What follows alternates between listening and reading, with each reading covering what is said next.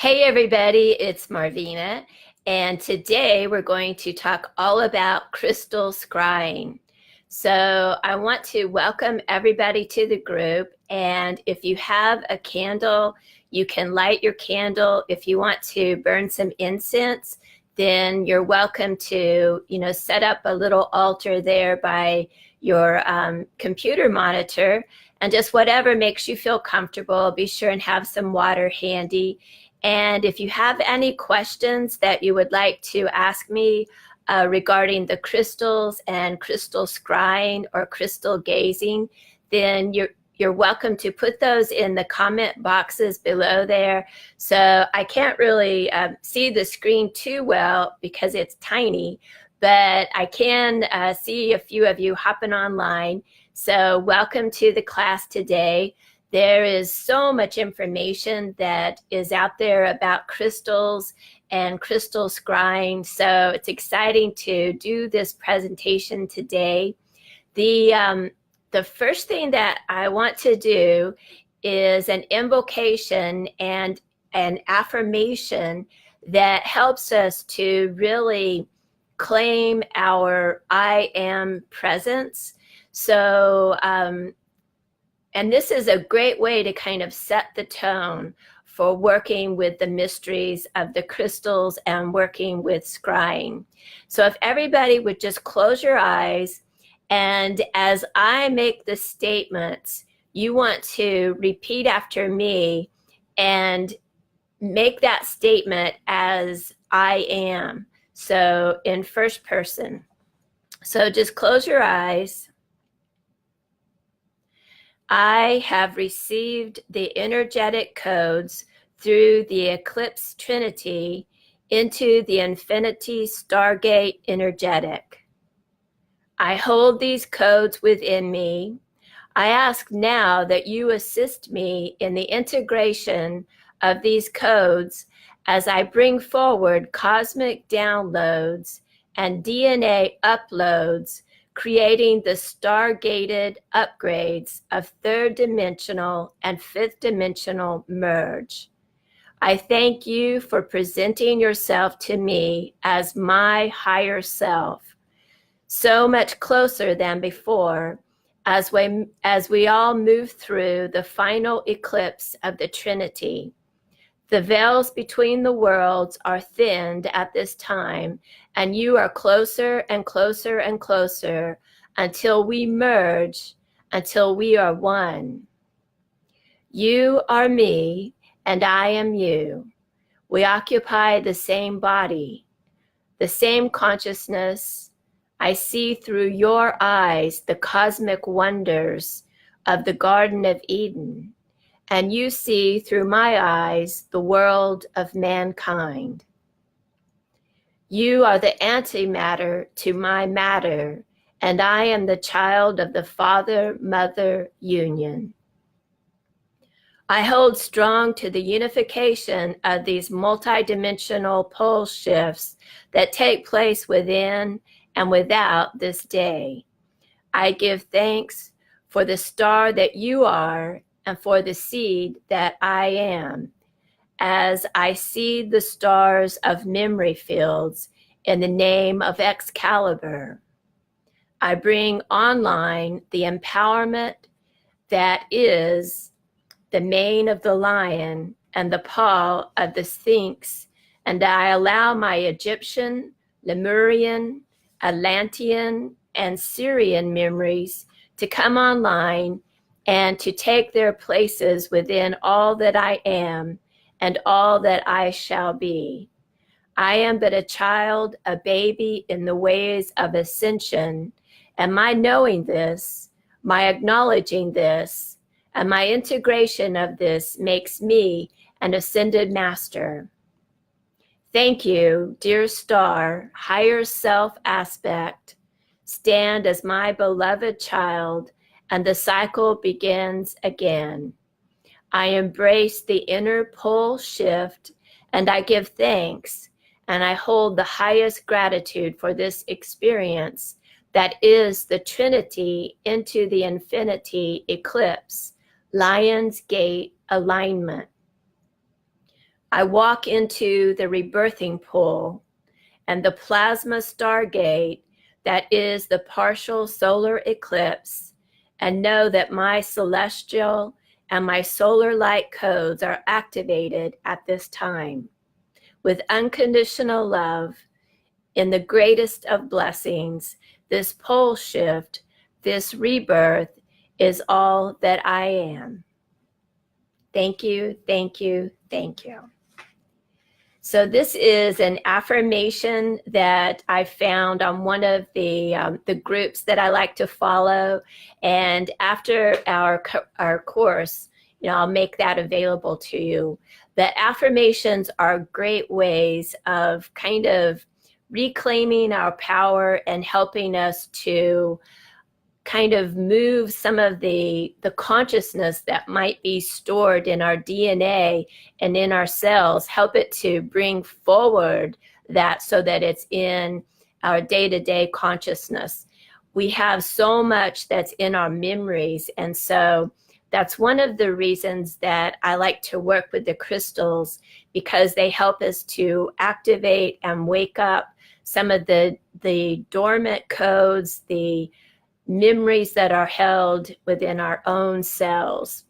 So just like anything else that you do, when you're working with crystals, your intention is going to be something that helps you to really make a good relationship with that crystal. And I think of it as a relationship, as a partnership, as more than just a tool for us.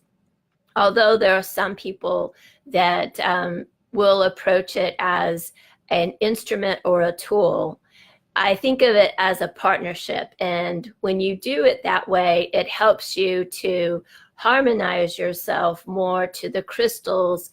And I think you get a lot more ideas. When you have that partnership, you get a lot more interaction. So just like any partnership, when you are working with crystals, you want to immerse yourself with that crystal that you choose. So there are many, many different ways to look for a crystal and to work with the ideas of scrying. The actual word scrying is an old English word, and it means to dimly make out. So when you are scrying in a crystal or a mirror or in any object, it's like you might see just a little bit of a shadow, reflection. You might see an image of somebody that you know. You know all that I'm a big horse lover, so I see horses all the time. And I don't have to just be looking into a crystal to scry or to see images. My desk that I work at is it's a wooden desk, and I can scry in the wood of the desk. I will see images and shadows and things like that whenever I'm doing readings for people. And it's almost like they come to you, like they might first appear in the desk, but then they sort of pop out as like a hologram. That it's there's so many different tools that can activate our third eye. But the crystal is particularly powerful because we are connected and we're a part of the mineral world, and it's like we carry that in our DNA and in our cells. There are many, many different types of crystals that you can scry with. Some of the most popular ones are going to be the clear quartz crystals or the runulated quartz crystals. You can also scry with amethyst crystal balls. You can scry with rose quartz, with smoky quartz, with turquoise, with citrine, lapis, malachite, and yellow tiger eye. There are crystal balls that are made out of amber. There are lots of different minerals that are made into crystal balls. But I wouldn't feel like you have to like go for a perfectly clear crystal ball. Even the ones that have some of the veins running through them can be really useful scrying tools. So when you're looking for a crystal, I feel like it's a good idea I like to get my hands on it before I actually purchase it. So there are a ton of them that you can find online, but there's so much more available when you look on the online marketplace. But if you can find one that that you can actually get your hands on before you purchase it, I feel like it's a little bit better if you can do that, because you can just get a feel of the energy of the crystal, and does it feel right? Does it feel good to you? When intuitively, when you're kind of tapping into that, you want to get a sense of the energy of the crystal as something that feels friendly, that feels inspiring to you, that makes your heart happy. There are lots of different crystals to choose from. And keep it in mind too, that some of the crystals, because of the way that they've been handled or the way that they've been cut or prepared, that they might have gone through some challenging times or been exposed to some negative circumstances. And if that's the case, usually you can clear the energy of the crystal and still have like a really good relationship with that crystal. But I feel like sometimes it's if they've been like really immersed, say, in dark magic or working for dark purposes for somebody, and then that person dies and they go into a yard sale or they go into an antique store, I think you will just feel icky about it. It won't feel right to you. And that might be a crystal ball that is, it's not too far gone, but it might be over your head to clear that. And quite often what needs to happen is that it needs to go back into the earth, and for the earth to clear it and to cleanse it. And you may have to like bury it for a long period of time to let it kind of pull itself back together and clear itself of all of the negative programming, the negative memories, and all of the icky energy that it might have been exposed to. So that is one way of clearing a crystal ball. So when you do get your crystal, you want to always clear it first. And so that even if it's been handled in a good way, it still needs to be cleansed and really blessed and consecrated for your purposes. So a great way to do a blessing and a consecration of a crystal ball is to set up a ceremony for that crystal. And the first thing that you want to do is cleanse your crystal. So a good way to cleanse a crystal ball is to run it either under cold water, and that's my preferred way to do it. And you can also give it like a soapy bath. Just get some mild soap, just a little bit, and give it a bath, and then rinse it off. And you want to be very careful that you don't drop your crystal ball. And then you dry it, and quite often you can charge it really nice in your yard, like put it out in the front yard for a while, or in your backyard, someplace where you feel like the energy is good, and just let it soak up some outside air. I really like to let my crystal ball stay out like maybe 24 hours or overnight or throughout the day, and particularly on a full moon. If you're working really heavily with a crystal, then you really need to take proper precautions and cleanse it on a regular basis. And you nourish it by giving it a moon bath or a sun bath. You can also nourish it by running it through some sage, some cedar, some sweetgrass, and lavender. And another way to nourish it is to just hold it up to your heart center and just think about sending love into that crystal and imbuing it with all of your appreciation, all of your love, and all of your goals and your ideas for working with your crystal, and how you would like for that crystal energy to work with you and to help you to develop your natural gifts to higher and higher levels of consciousness and awareness. I think it's good for us to really keep it in mind that while there are lots of tools of divination and scrying that we can work with, our best tool is always going to be ourself. We are so multidimensional.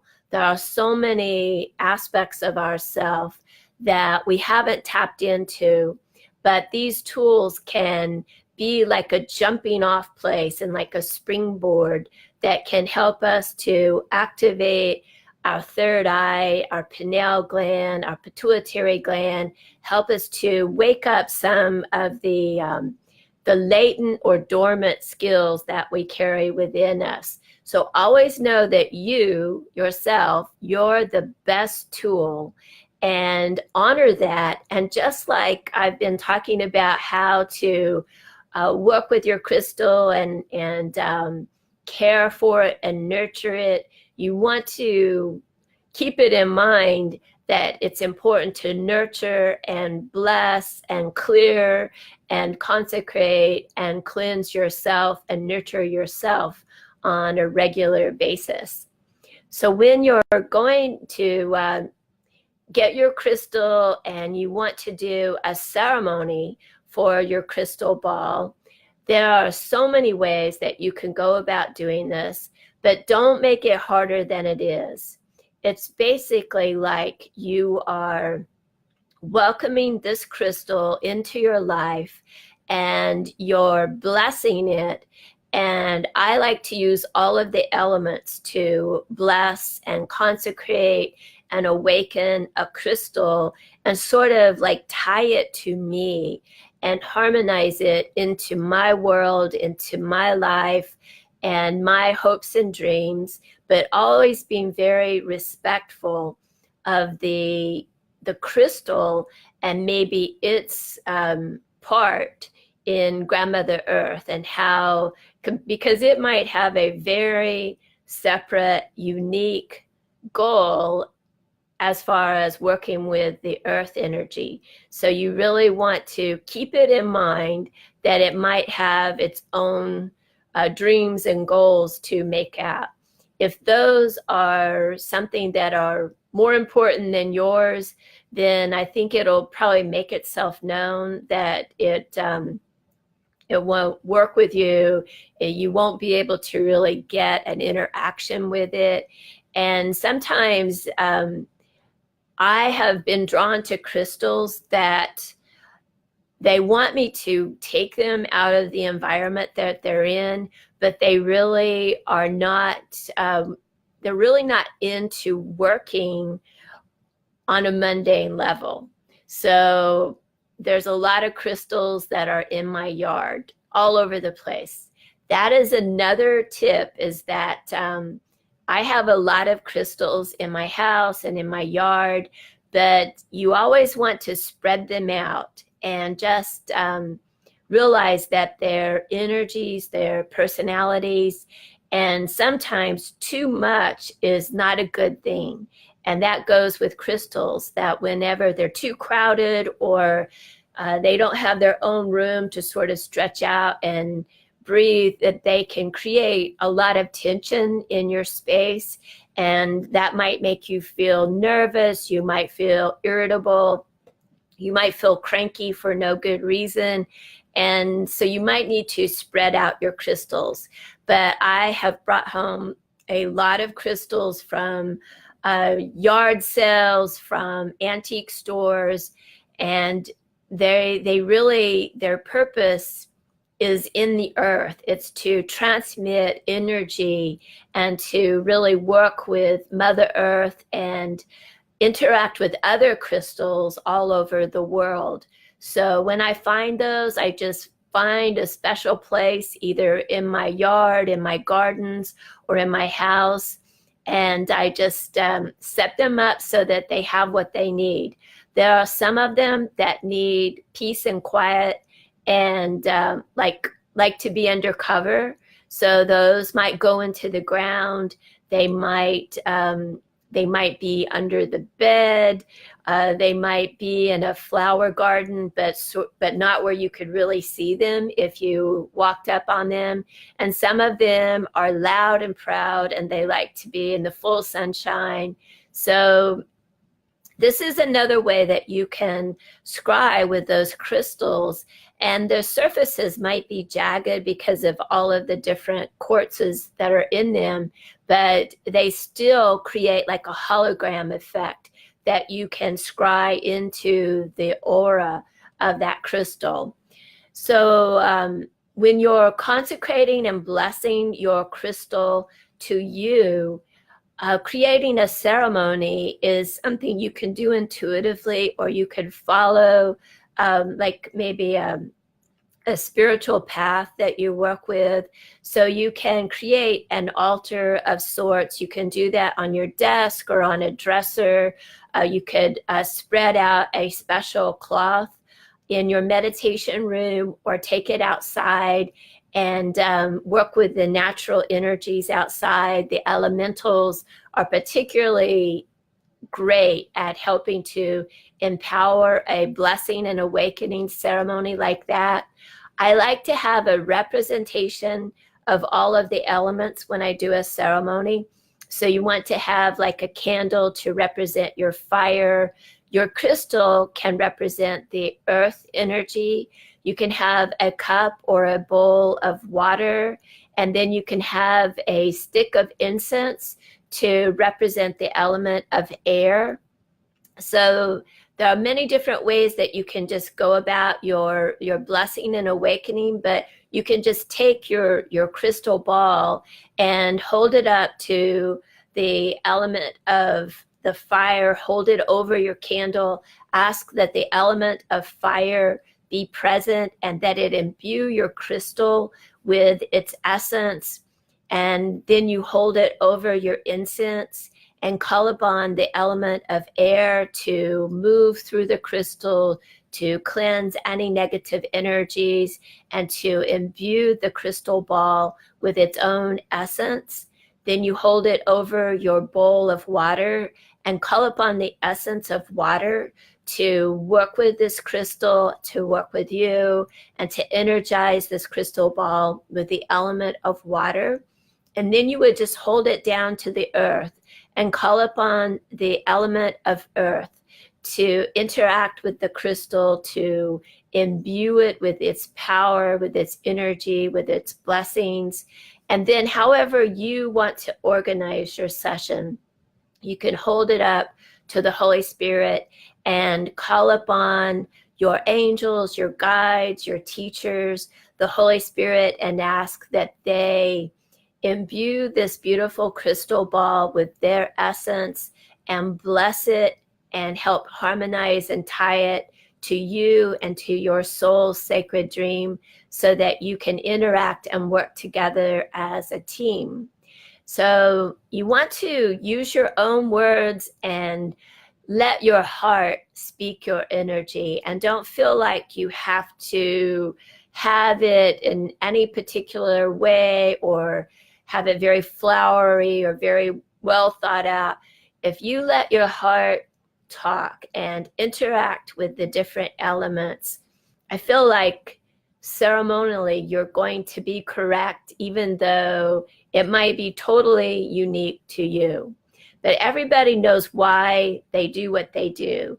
And when you start to work with crystal scrying, You want to have a clear intention for the work that you do with this crystal. And when you have clear intention, it is easier for you to communicate that idea to your crystal ball.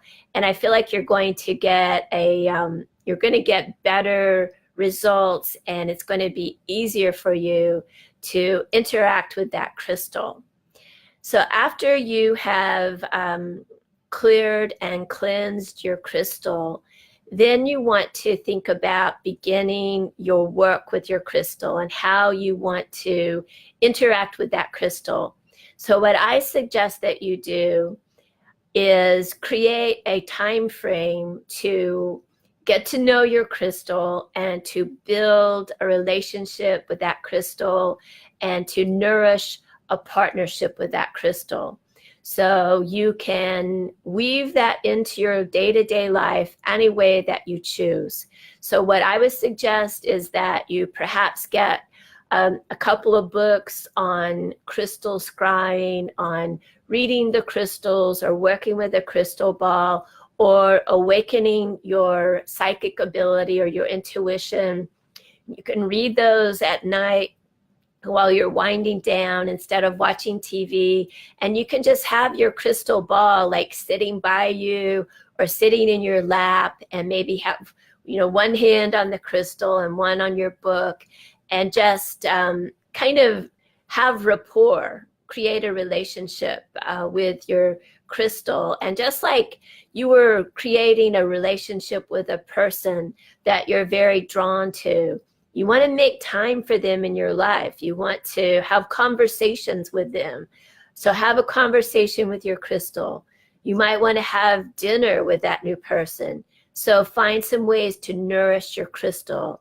Some really good ways to nurture your crystal is to hold it up to your heart and just imagine yourself giving the crystal love. You can also hold it up to your third eye and just allow yourself to kind of send your energy into the crystal, and then allow the crystal to return that gift, and then allow yourself to receive that energy of the crystal, so that you have this harmonizing relationship. This, I give you love, I allow you to give me love. I give you love, I allow you to give me love. So when you do this, it is a way that you can infuse the aura, the energy, the essence of the crystal ball with your energy, and you just create a better rapport that way. You can also sleep with the crystal ball. You can either maybe slip it into your pillowcase, or you can put it on your bedside table, and before you go to sleep, just touch the crystal and reaffirm your intention for that crystal. What is your connection? What are your hopes and dreams for working with your crystal? And just communicate those ideas. Just like when you have your partner or your spouse before you go to bed, good night, I love you, sweet dreams. So you can do that with your crystal as well. If you have your partner in the bed too, then you might want to put your crystal on the side table and keep it on the down low. Crystals don't need to have every word verbalized out loud, so you can communicate silently to the essence of the crystal, and you can have a complete conversation without your spouse knowing your conversation, unless your spouse is very metaphysical and open to it. So that way you just kind of, your spouse doesn't think you're going off the deep end. Another thing that you want to think about is naming your crystal ball.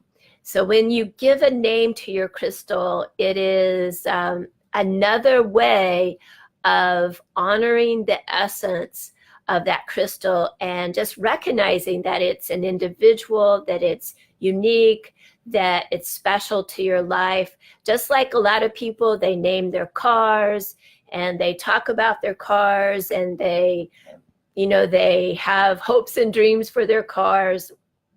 I feel like when you name your car, I think it lasts longer for you because it's like you're honoring its essence.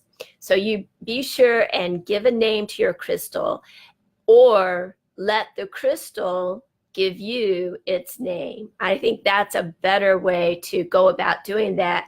And once you sit with it for a while and sleep with it for a few nights, you'll probably just intuitively get an idea of the name of your crystal ball.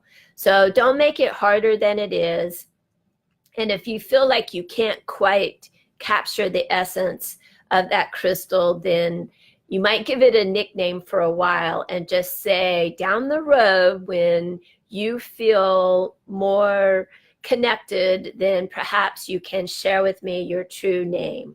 So everybody knows that when you have your magical name, you don't ever share your magical name with anybody. You always keep that to yourself.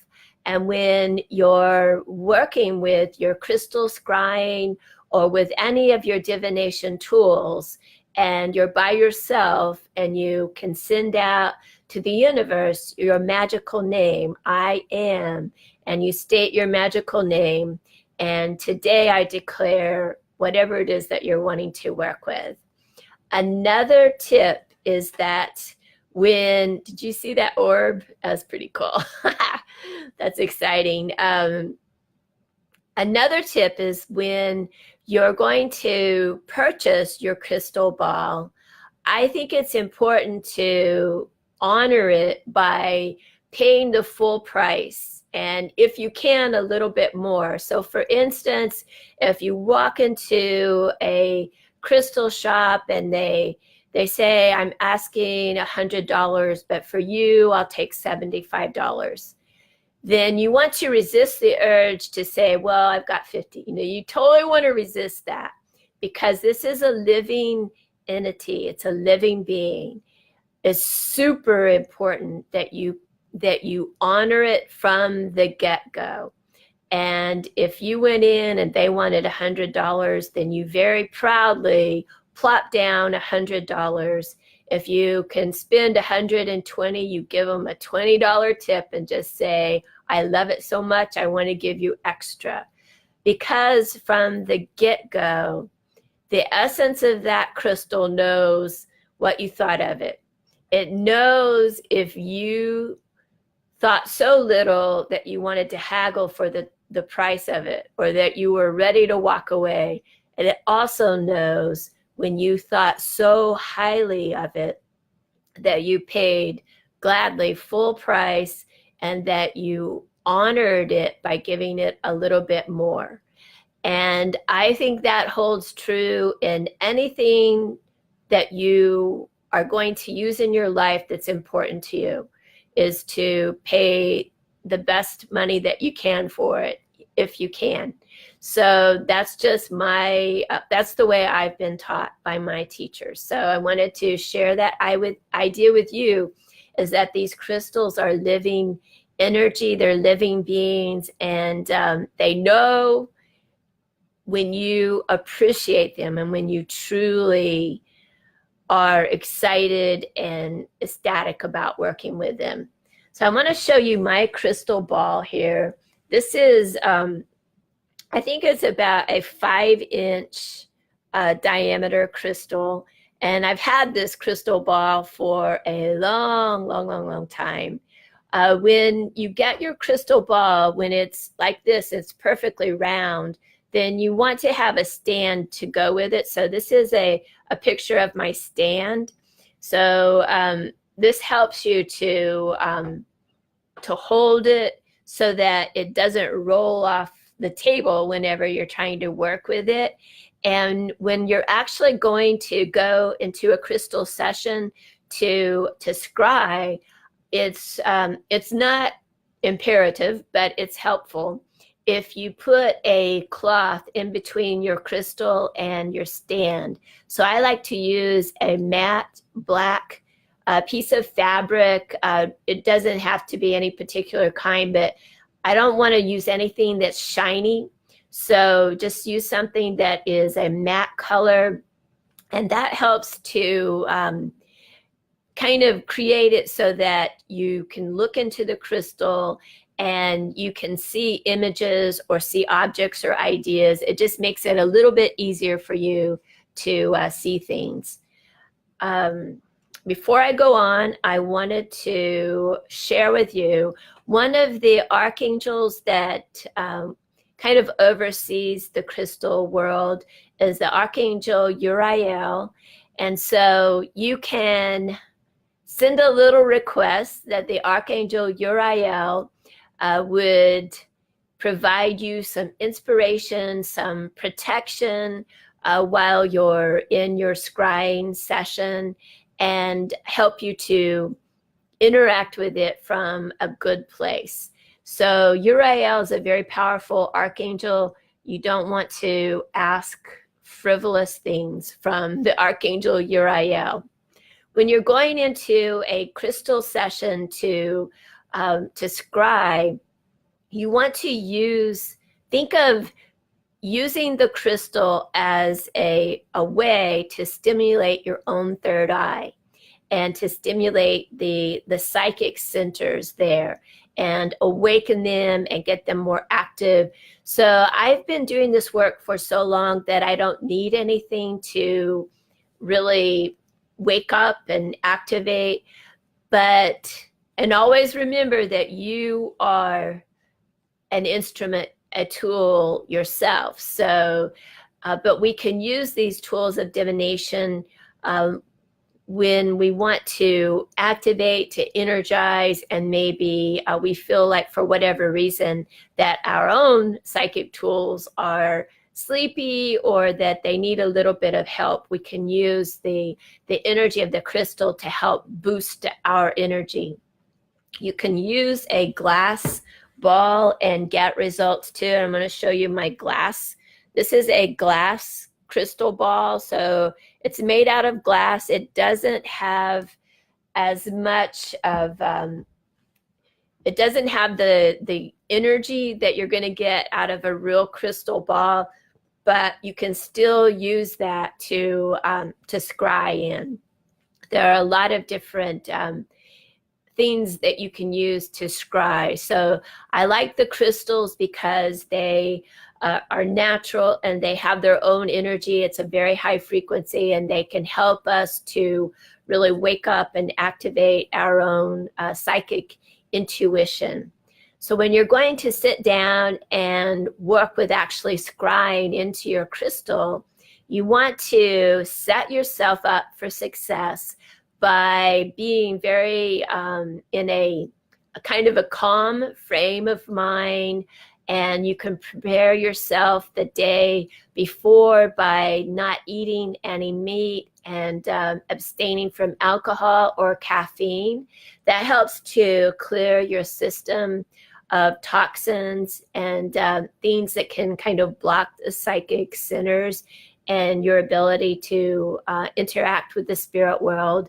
And set your room up by putting a do not disturb sign on your door so that nobody bothers you. Anytime that you're going to meditate or go into an altered state of consciousness or work with your scrying crystals, you want to do your best to set the household up so that it's going to be peaceful. And I know it's hard. Like for me, I have 3 dogs, 2 cats, and anywhere from 12 to 14, 15 horses at any given moment.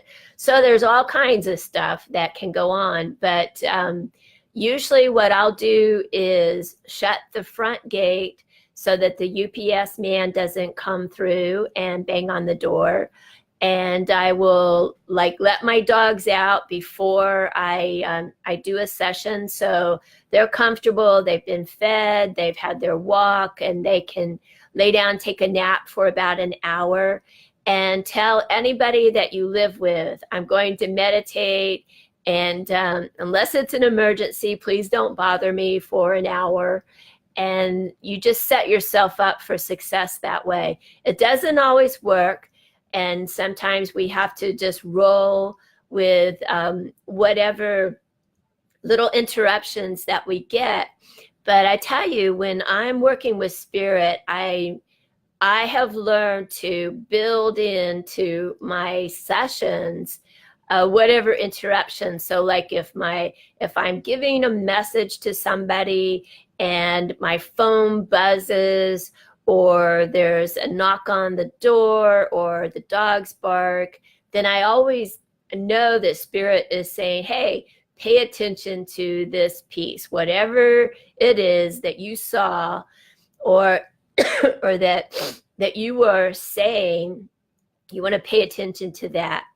And it's like the universe is symbiotic. And so when you have clear intention about what you're going into something for, the universe can help to answer your question in through multiple channels at the same time. So just trust that there's a reason. Even if you were totally brought out of your trance, then you want to factor that into the whole situation. So when you're setting up for your crystal, you want to prepare yourself mentally, physically, and emotionally. So I like to be clean. You can take a shower before. You want to be very grounded. And for those of you who are unsure about how to ground yourself, you probably really need to know if you are really drawn to this type of work, because it's such an important thing for those of us that are super sensitive and working with the spirit world. We really want to have some go-to ideas of how we can ground ourselves before and after a session, a scrying session. So one of the good ways that I was taught to ground myself is just imagine that there is a line that's running through your body, and you can think of it as like a cord, and it's coming out the bottom of your feet. And just in your mind's eye, imagine that cord just going down through the floor, and then see it going into the earth beneath your house. Even if you're up in an apartment building, just pretend, imagine, visualize, see that cord going down through your feet into the earth. And then just imagine it going straight down into the middle of the earth. Just see it going down through the sand, through the soil, see it going through the rocks, the stones. Imagine it going deeper into the boulders, down into the core core of Grandmother Earth. And when you're down there, you just want to pretend that there is a giant boulder at the very center of the earth. And just use that cord, just throw it around that boulder and tie a really strong knot in your cord. And then once you've got that cord tied, just imagine yourself following that cord back up through the earth, through the giant boulders, through the dirt, the rocks, the stones, through the sand, through the soil. Come on up into the earth beneath your house, and then up into the floor of your house and back into your feet.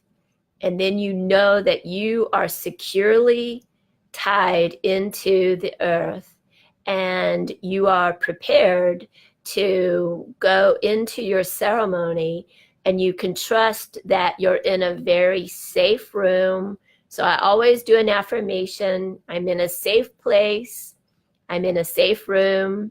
I have the time set aside today for this scrying session and this journey between the worlds, and all is well. And after that, you can think about setting protection around yourself while you're in your scrying session. So a good way to do that is to perhaps say the Lord's Prayer.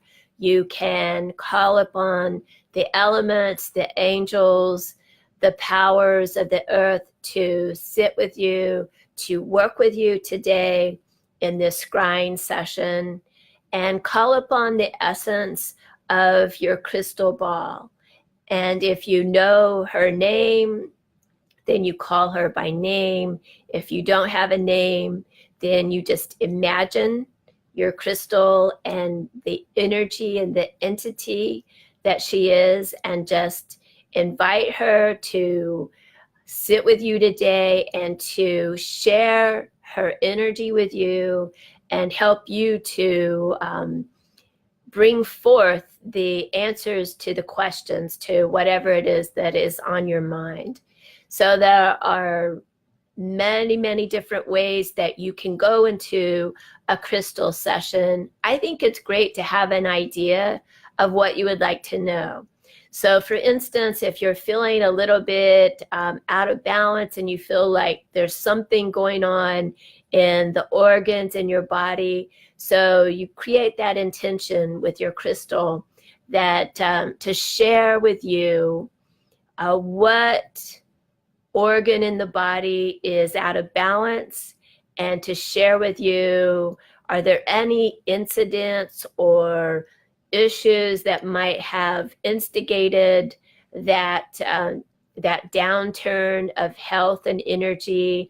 If there are people involved that sort of kind of helped things go wrong, are there things in my lifestyle that are contributing to the out of balance state of that organ? What ideas can you share with me that can help me to turn this around? Are there people that might be helpful? Are there herbs that I could make into teas? Is there a trip to the doctor or to a certain type of doctor? Are there meditations that would be helpful? Are there symbols that I could meditate on and sit with them that could help me come back into a balanced state of being? Whatever it is, you want to put that intention on your heart and then share it with your crystal ball. And then you just put your hands on your crystal, on either side of your crystal. And while you're doing your prayer and sharing with all of these ideas that are going through your mind, you just imagine that your crystal ball is growing in size, and just visualize the aura of the crystal and just see how big it's growing, and imagine the crystal getting larger and larger in front of you. And then just kind of explore, what am I seeing around here? Is there a window in my crystal? Is there a doorway? Is there a bridge? If there are those sorts of things, then you want to walk through that window and just put your, pretend that you're a child again and use your imagination. Open that doorway, go across that bridge, and then continue to use your imagination. What is it that I'm seeing? What am I experiencing? What do I feel? Are there any books around? If there is a book, then you want to pick it up and open it up and just thumb through the pages and see if there might be an answer to your question. Are you feeling any voices? Are you getting a sense of communication or someone that you need to talk to? What is it that you're experiencing? Just be aware of the symbols that you might be seeing, the colors, any fragrances. Are there any ideas of foods that you might need to eat? Are there special things that you might want to avoid? Just factor into all of that. And the way I think of it is, it's like a hologram in front of me, and it's a living thing. And what I want to do is I want to interpret what it is that I'm receiving from that hologram. I want to immerse myself in it and just absorb everything, every idea, feeling, thought, nuance that I can get from that hologram, and just trust that I'm getting the downloads that are particular to my question. And I may not be able to interpret that download right now, but I know that I have the wherewithal to get it into a style that I'm going to be able to read it. I'm going to be able to interpret it by and by. So you may get uploads and downloads, and it may take you a while for your consciousness to be able to kind of crack the code of that, but just trust that you're going to be able to do that. I also wanted to share with you my crystal monitor. So this is a really beautiful crystal skull. And this is something that I only use in ceremony. So the crystal skulls were first used in Atlantis a long time ago. So there are giant crystal skull monitors, and the legend is that they hold the wisdom and the kind of like the idea and the highest and best good for mankind, for planet Earth. So the mysteries, the opportunities, the possibilities, the potential of mankind, they're stored in these giant crystal skull monitors. And there's little ones that connect to the giant ones, and they share information, and in turn, they help to share those ideas with us. So there are many stories that in Atlantis, every household would have a crystal skull monitor. And so we think of that today as like every household has a television set, and that's where we share kind of like what's going on in the rest of the world.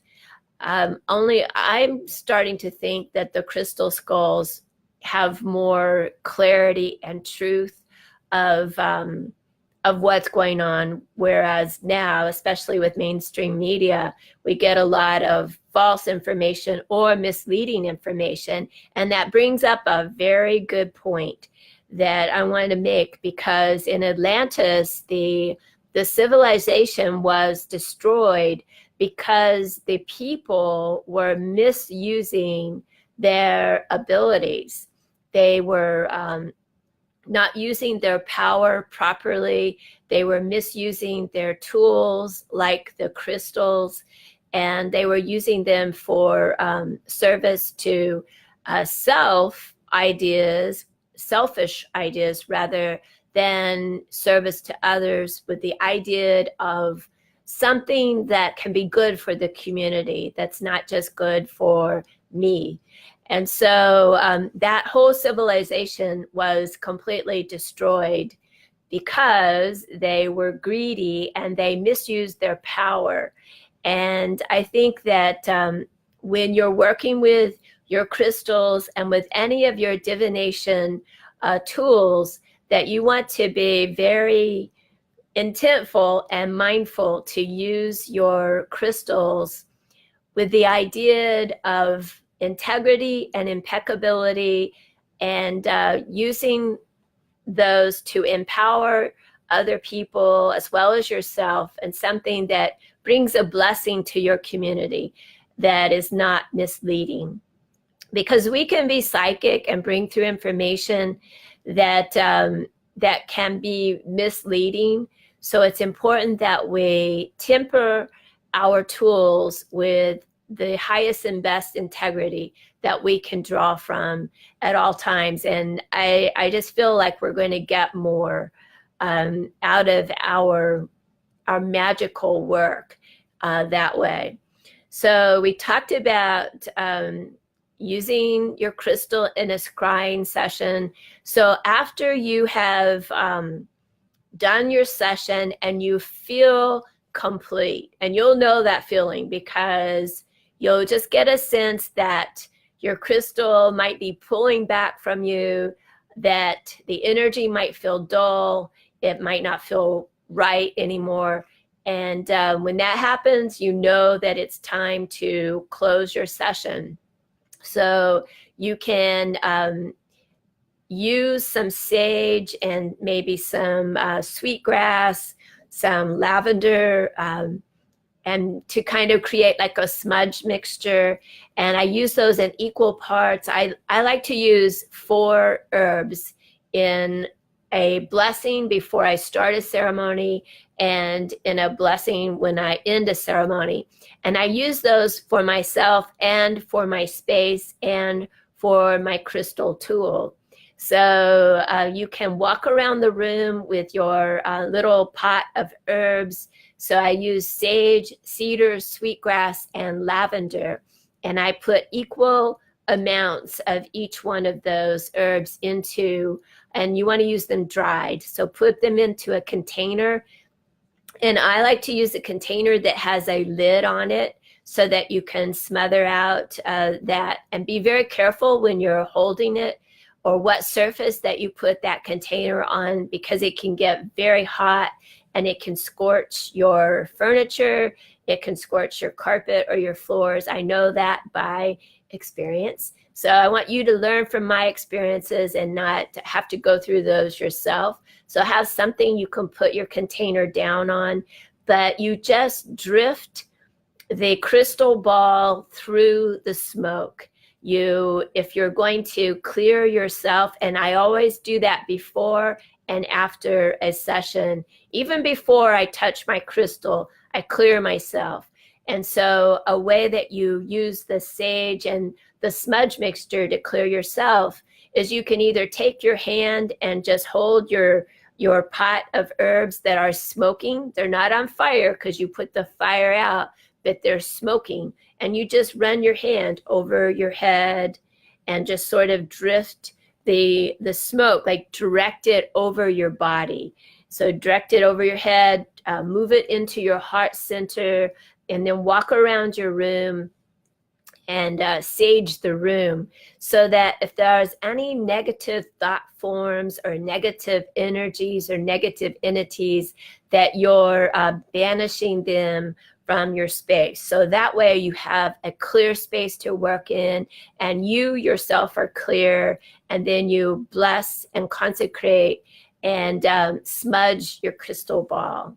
So if you have questions, you can type those into the comment bar, and I will see if I can make them out here.